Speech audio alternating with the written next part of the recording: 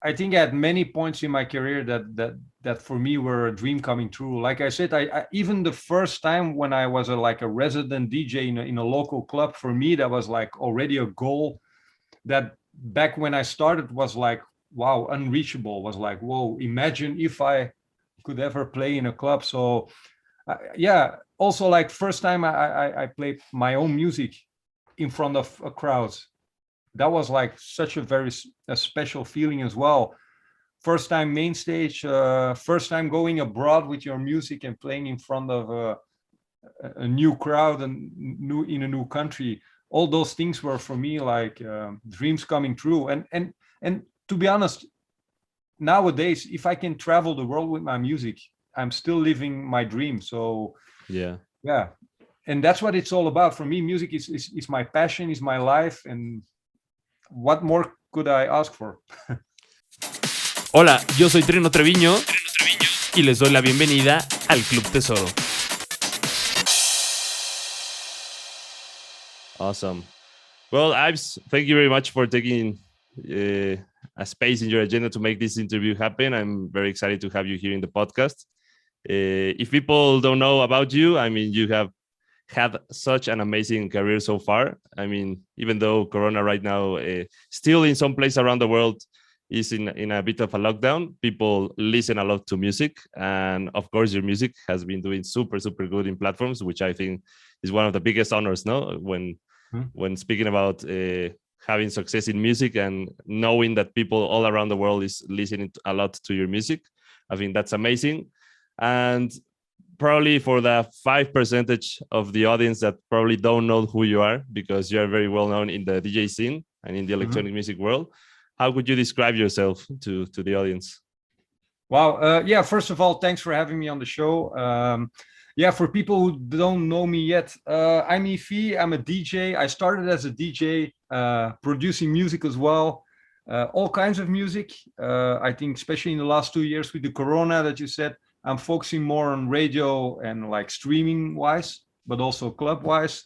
Yeah, how can you describe myself? What I love about music for me is like emotions, energy. Forget all the rest. Enjoy yourself. Enjoy life, and that's what it's all about, I guess. Sure. So when did you start to be a DJ? Because I mean, if people know about you right now, and if they search your name in YouTube, etc., they're gonna see a lot of massive events you've been playing at. But Yeah. specifically, when did electronic music started in your life, and why did you decide to be a DJ? Well, I bought my first record when I was 15. So it was my first vinyl record. It was actually a small shop where every day I drove by, and one day I decided to go in and bought my first record. And from there on, it really became my passion. I was playing, I don't know, for many years in my bedroom. Yeah. Started to organize my own parties, like small parties in local bars, local clubs. I participate a few like DJ contests. Yeah, and actually that's where it started. Playing like, yeah, after that playing small clubs, small festivals. Yeah, then I also got the chance to play at Tomorrowland. I think it was the second edition of Tomorrowland. A bit later, I started producing as well, and yeah, to be honest. Yeah, sorry to interrupt. What were you playing at that time? I mean, when you were saying about the DJ contest, etc., what genres were you playing? I started playing like more like techno and trance music. Back then, it was really big in Belgium as well, especially the trance. We had so many, famous producers back then, famous DJs. Also in the local clubs, trance was huge. So I started like trance, techno, and then at some point, I really wanted to play like in a club or bar, but I actually nobody gave me an opportunity, so I could start in a small bar, and that's where I learned to play like all kinds of music. I played from 10 o'clock at night until 10 o'clock in the morning, so it was a long night, and it was everything. It was from urban music to house music, commercial, slowly, yeah, like all. I mixed all genres together, and I think not even now it still helps me a lot because it learned me how to play and how to to understand music as well and to build up a set. And so, and Yeah. then after that, it went more to house music, and yeah, to the style that I'm doing now. But I think one thing was always very important for me, and that was more like, I think I connect with the crowd really well, like at the main stage. So more, I guess, a little bit more commercial, well-known music. And was this someone in particular that you were looking at that time when you were beginning your DJ career? Or, I mean, for example, a local DJ or someone that you were looking at, constantly, so you could learn more or something? No, wow, for sure. Like, especially like the resident DJs back then in the local clubs, those were my heroes. And that was also my dream, to become one day, like, play in a club in Belgium. That would be, wow, out of this world. So, and also back then, like, DJs, there were no superstars like they are now. Exactly. It were more like the local club residents. So yeah, also when I started, I could never imagine that at some point I could say, like, DJing is my job. So, and I can travel the world with DJing, with my music. So that was actually far away from my mind, because back then it was totally different. So but my local heroes back then were just the DJs in the local clubs around the corner. And at that time, did you achieve it? I mean, were you part of the resident DJs at some point of those clubs, or? Yeah, at some point. Like I said, I really, it took me a few years. That's why I actually had to organize my own parties to get recognition, and people would know me. But after that, I played like in a few small clubs as a resident. And then at some point in Antwerp, there was a quite famous club here, Nox. I started also as a resident. And yeah, then from one thing came another. And Yeah. I mean, I know very well, probably, you know, because he's from Belgium as well, Johan Gillen. He was one back in the days, one of the biggest. I mean, right now he still plays a lot in all places around the world, and I know a lot very well his story, because I met him several times. And yeah, I mean, I admire, at that time, like you said, there were no superstar DJs, but something very special was happening between the Netherlands and Belgium with all the festivals, for example, Sensation, etc., which you later on became part of it as well. No, so I mean, it should be quite a ride, not to, like, because you explained it at that time, you would never imagine that there was going to be this type of festivals happening, and the fame that you can acquire from being a DJ and playing your music, etc., would be like right now it is, no?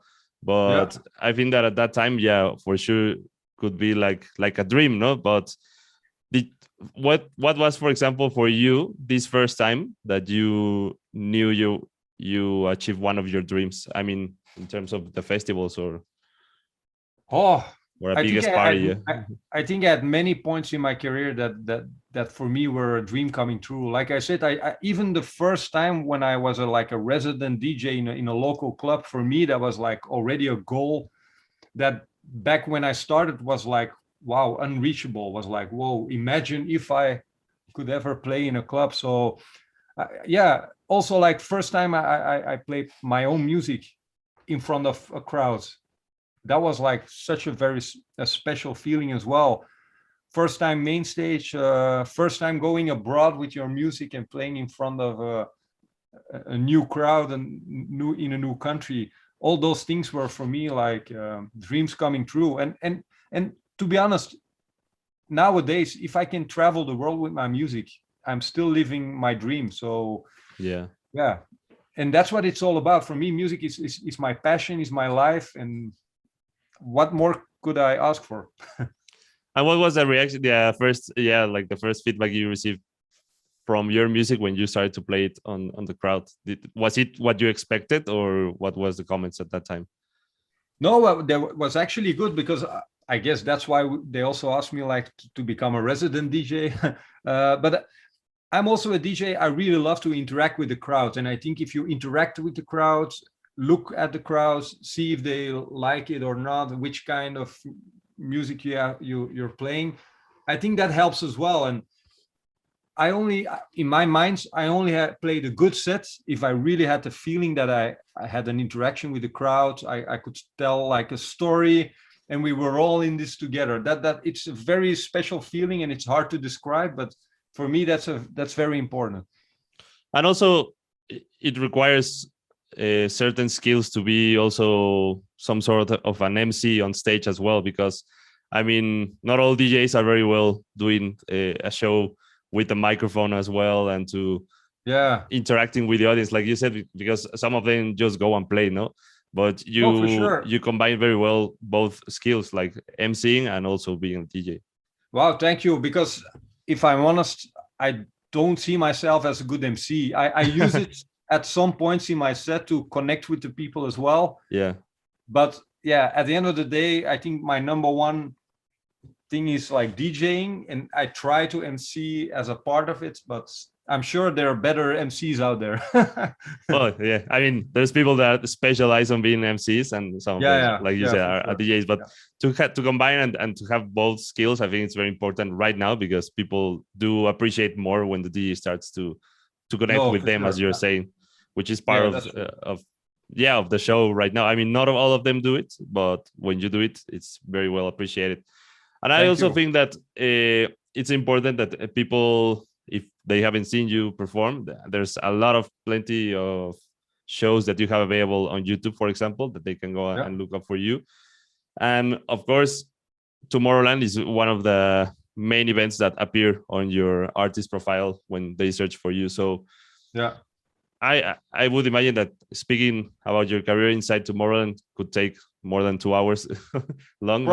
Probably. But yeah, like, how was your first approach to Tomorrowland? Because at that time, it's not the Tomorrowland that right now people see. It was a very different event. So yeah, it's a funny story, because I actually back then they gave me a chance playing at another event. They were actually organizing a small party here in Antwerp, like New Year's Eve.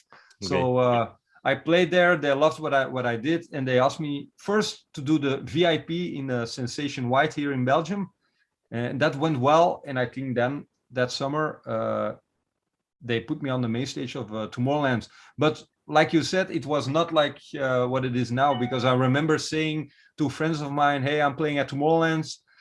Who wants to join me?" And maybe one or two friends were saying, "Oh, okay, let's see what it is." So it was totally different. But to be honest, the festival back then was also very nice, really nice, vibe already. The production was also like much better or different than the other festivals back then here in Belgium. So, but yeah, I saw an evolution, like from the first one that I did till now. It's unbelievable. And like you said, if I travel in some countries, they don't know Belgium, but they know Tomorrowland. So I think that says enough. Of course. And I think it's also quite a challenge to perform them there like every year, no? Because people, I mean, for a lot of DJs over here, for example, when they are dreaming on getting on your league, one of their biggest dreams is to perform at Tomorrowland.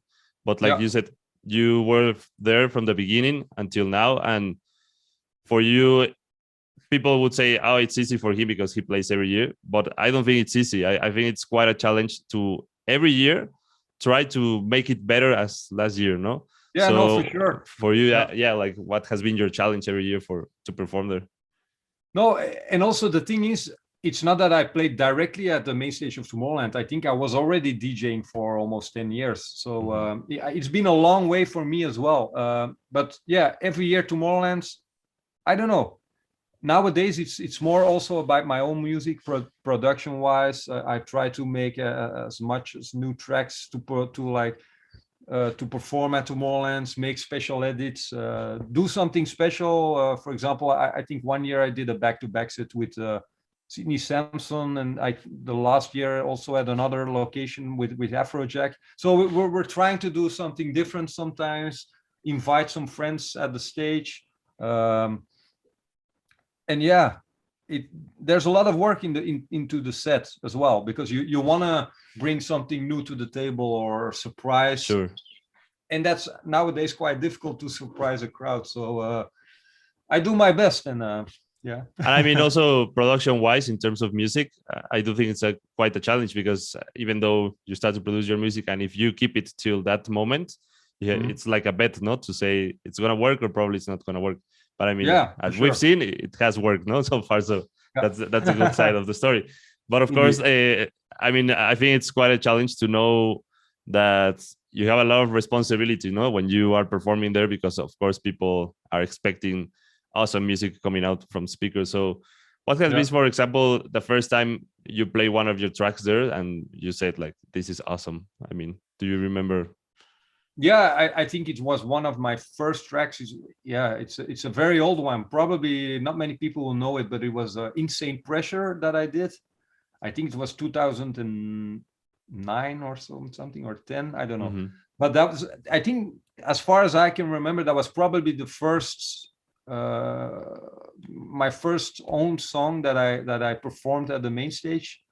And they also use it like in a small after movie after it. So yeah, that was a dream coming true. That was an amazing feeling, and all my friends were there.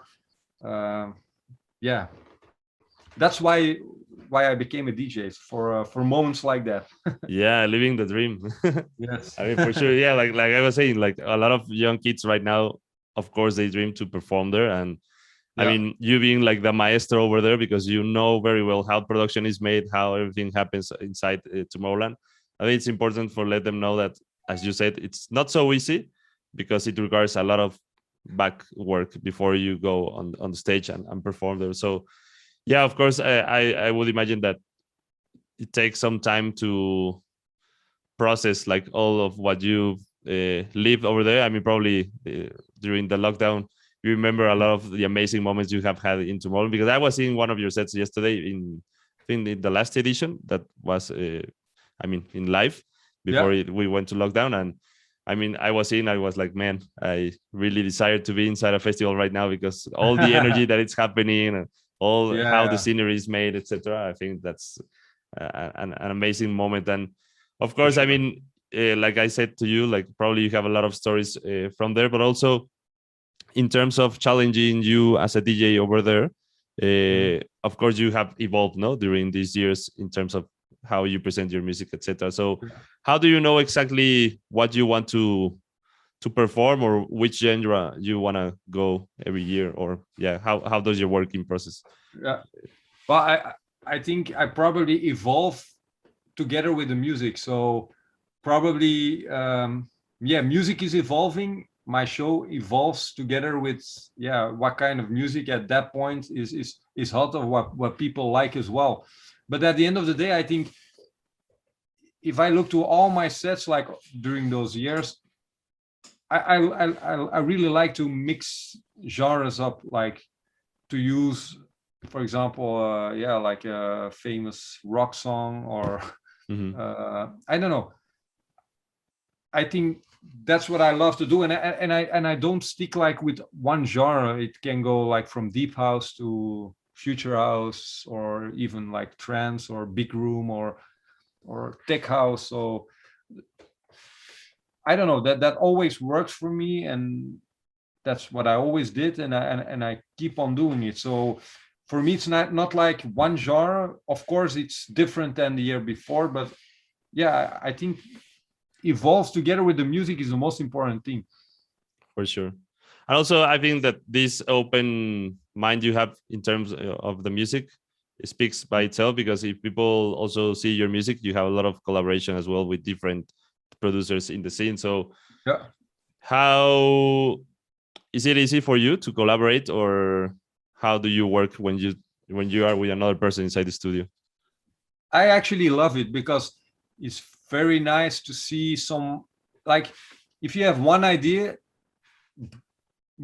me or the other guy we will always approach it in a different way. So it's very interesting to see how he will approach the vocal, for example, and what I would do it, and then like melt those two ideas in one.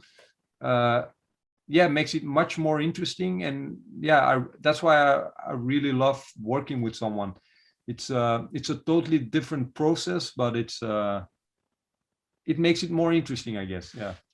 And when you're making this music, do you have something in your mind, like are you imagining always festivals or clubs, or what's like the scene that you have in your mind when Yeah, you're for producing? sure.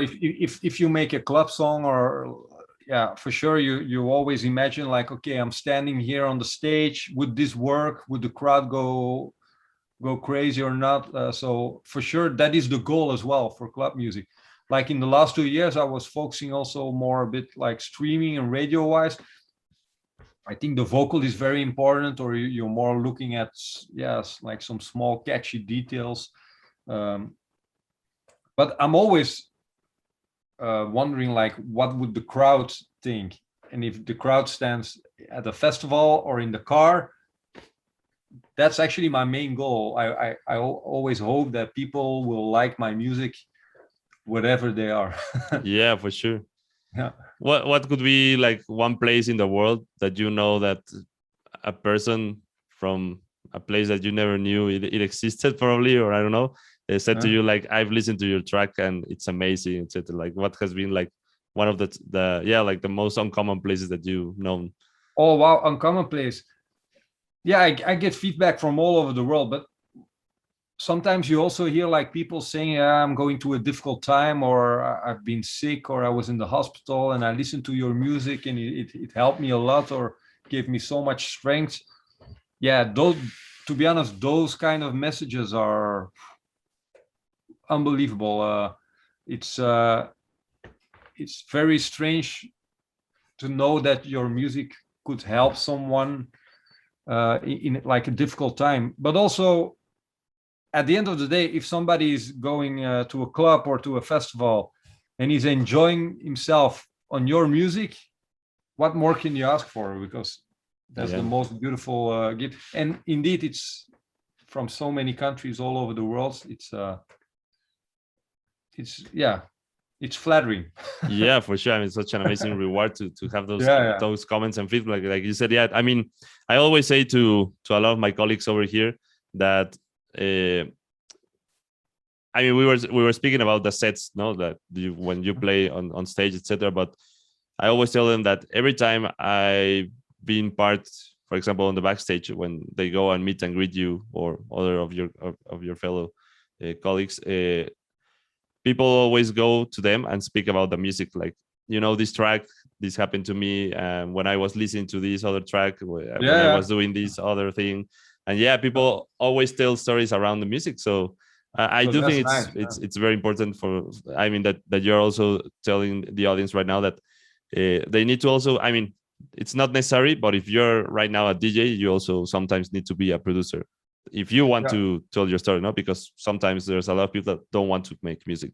No, for sure. And actually, I think even if you don't make music and you just are a DJ, I really believe you can tell a story as well. Yeah. Give one DJ the same tracks as the other DJ, I'm sure you get two different sets. So also there you can tell a story, but of course with your own music it's different and it's a more in depth. But yeah. Because right now you have a new single that's called "Where Do You Think You Are Going?" It's a collaboration with Corsac and Leonie. And what can you tell people about this track in particular, for example, and how was the creative process and what's the story behind the track? Yeah, first of all, I actually I got the vocals not from Leonie, but like another singer was on it, and I was in love with the vocals. I really think it really fits for good streaming or radio friendly track. And I was talking with Corsac for a while, so we did it together. And I was a big fan already from Leonie from our previous tracks as well. So I asked through the label if we could approach her, and she was totally in it. And I'm really happy with the results. We get a lot of nice feedback as well. It's doing quite well also. And we're just starting. So I hope in the coming weeks we hear some more good things about the track. But I'm very happy with the results. And I hope the crowd and the people will like it as well. Yeah, because I was gonna also tell you a bit about the video, because not everyone makes official videos, but there's one available that people can search up in YouTube, and it's filmed in Hong Kong. So that's a very interesting place. Like, why did you decide that was the city that you wanted to tell a story? because a part of the label is also it's from Liquids, and they are located in Asia, and we Okay. thought it would be nice. And I performed there so many times in Hong Kong, and I like the vibe as well. So, and Corsac is from Asia as well, so we thought it was a nice idea to do something for the video clip in Hong Kong. And yeah, I like the vibe there. It's, for me, it's a bit more, yeah, it's more totally different than what I'm used to here in Europe. So that's why I thought it was nice for to record a video clip over there. And also, I mean, right now, I mean, in the past years, Asia has been super important in the evolution of dance music because, like you said, the energy over there is very, very different and very energetic. So, of course, like, I mean, we've been speaking a lot about your performance in Europe and also over here in America sometimes, but yeah, like performing in places like Asia, how do you prepare there? Because people would suppose that it's like how you prepare the same set like in Tomorrowland and go there and perform, but I don't think so. But probably you're the expert here to talk about more on how do you prepare in different audiences. I think people always expect me at least to play a few of my own songs, so I always have like a part of the show that I'm bringing in my mind. But for example, Asia, if I play there in some countries like China, for example, I'm going a bit more harder because I know they love more like the harder styles. So that's why I think I approach my set a little bit more in that direction. But that's actually one of the things that I really love as a DJ. You can always adapt to the crowd. So if I see that a crowd is more into like underground music, for example, I will adapt my show more to that side, but always mixed up with my own edits and songs. So it still is a Yves V show and not a, yeah. And it I mean, still has to be my typical sound, I guess. Sure, and I mean, I was gonna say that of course language is a barrier because I mean, not all of them speak English, or no. And that's very interesting. Now that you are really making a connection through music, so that's very important to create it. And I mean, I've seen you over here in Mexico as well, and people also go super crazy when you perform and they listen to your music. I mean, for example, here your music is super popular, which it's a very good thing that's happening, and because we do love the sounds of the main stage. No, that's more. I'm really happy that to type hear of music. that. Yeah. And I mean, you've seen it, no, in the feedback through socials and in your plays and etc. So that's a good thing to know that people can go deeper inside your music, your profile. You have a lot of music available right now. Lots of them are performing super good. I mean, I'm seeing right now. I'm looking over here because I have another screen where I'm seeing your Spotify, and you have millions and millions of plays all around the world. Which, I mean, right now you have 5 million people listening to your music monthly, no? Which that if we've speak in your early career, that's numbers that probably you never imagined that would be happening, no? So I mean, how do you feel right now as a producer and as a DJ in your life? No, I'm really happy. I saw the numbers on Spotify really growing like each month for the last years, and it's amazing. It's amazing to just think about it. Like 5 million people are listening to your music every month, so it's actually unbelievable, and I can only be grateful for that. I mean, did you have because we didn't speak about this at the beginning, but did you have any like limits or challenges in your family? Like, for example, when you decided to start to be a DJ, did any of your family told you like, no, you should probably not be a DJ because that has no success? But I mean, right now you see that it does have. No, but actually in the first years, I combined DJing together with, I was a teacher, like in physical education. So for 6 years, I combined teaching with the DJing part. And then at the end, I got so many requests from abroad that I had to make a decision because I couldn't combine it anymore. But that was actually a scary moment, probably for my parents as well, but it worked out well. But in the beginning, I always combined it with a normal job as a teacher. So yeah. And have your students have seen you perform? Have you met any of your students from that time again? Yeah, especially in the beginning. Sometimes if I play at a festival here in Belgium, I see some old students of mine, so that's funny, on the front row. Awesome. Yeah. I like other of your colleagues, your teacher colleagues from that time also. Yeah, a few. I still have a contact with a few of them, so yes. And was any of them telling you at that time, like, no, you should never not be a DJ, and now that you keep in touch No, with him? I don't think so, because I had to quit my job when it was already like going really well. Okay. So it was not like what will happen. So Yeah. I mean, that's good to know, because I mean, sometimes people become a DJ and leave everything out, and sometimes they struggle a lot during the process. Yeah. But I think it's important what you said, that if you can, in the meantime, have another job and support that to your career, it can translate into making it a better transition, instead of going full DJ and then probably not having a lot of dates or gigs. And that could be quite a challenge. So True. If you could look back in your career right now and give some advice to a young Yves that was at that time, what would be like your better tips for being better a tips. DJ? I think I would do everything the same, to be honest. If I could give a tip to other young producers, I would say, like, always believe in yourself and don't stop. Just keep on going. And that's actually what I did as well. I kept on going. I never gave up. It was a long way. Like I said, I started when I was 15. I'm actually 40 now. So it was a long way, but I really believe if you believe in yourself, if you believe in your music, and you don't give up, you will, at one point you will be there. So I really believe everybody can get there. And do you think, I mean, because a lot of them right now do try to get signed in important labels or festivals, and do you think it's important for them to always keep sending their music to labels, or what would be a roadmap for that you would suggest to them? No, if you want to release your tracks, keep sending them to all the labels, but probably not send like every week. I think you really have to know, like, okay, this track, this is the one that's doing it for me. I believe 100% that this will work. Send that one.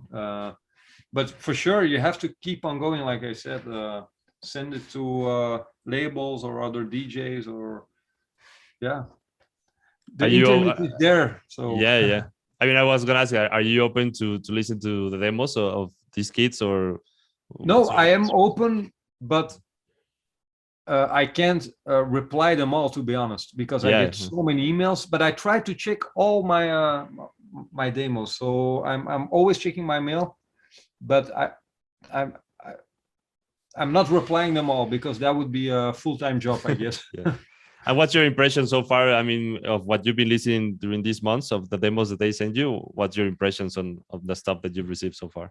There is so much talent out there. Really, it's unbelievable. I think that there are too many good producers out there. I get a lot of amazing music, for real. I think there's a lot of talent out there, and I'm sure a lot of those young producers will make it as well, because the level sometimes is really high, what I get in demos. Are you seeing a trend? I mean, in terms of a specific genre that you receive a lot, or?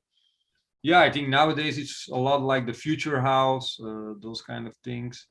The slap house as well, probably. Yeah, slap house, but for me, slap house is now a bit finished. So okay. But I think future house is the future rave. I'm sorry, is very popular now.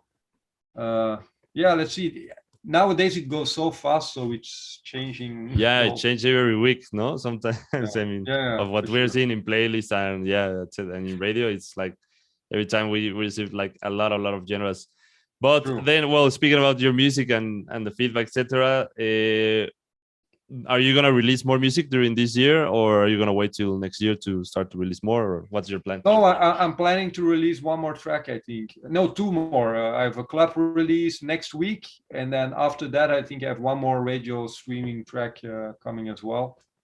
So, and that will be the end of the year. But I have so much ready, especially because of COVID. We made so many tracks.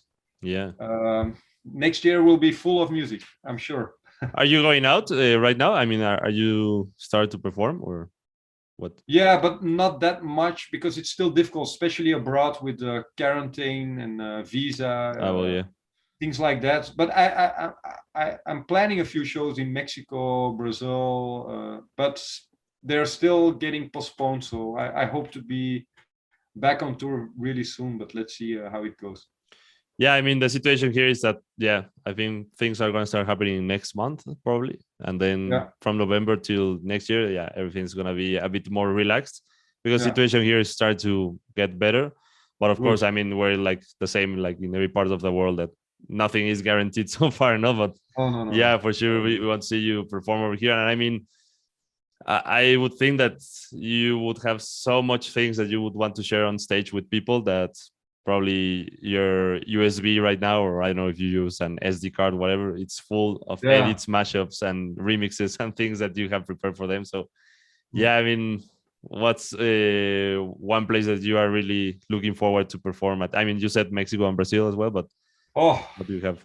I can't name one, to be honest. I'm going to be happy to just travel the world again. And there are so many nice places, so many nice festivals, clubs. So it's very hard to name one. But I'm just counting down the days to go on tour again and visit you guys soon. We're going to be more than happy.